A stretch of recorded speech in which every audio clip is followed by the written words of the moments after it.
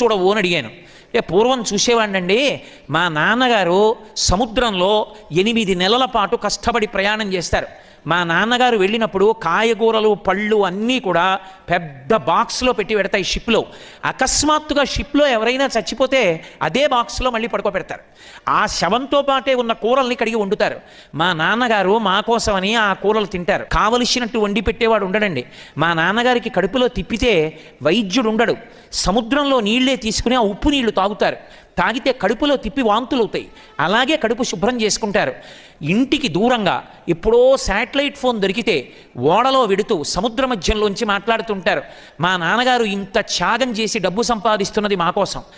అటువంటి మా నాన్నగారు నన్ను ఒకటి అడిగారు, ఒరే నువ్వు ఐఐటీలో చదువుతుండగా నాకు చూడాలనుందరా అని అడిగారు. అంత కష్టపడిన మా నాన్నగారు సంతోషించేటట్టు నేను ఐఐటీలో సీట్ రావాలని, ఆ సీట్ వచ్చే వరకు టీవీ చూడనని శపథం చేశానండి. అందుకు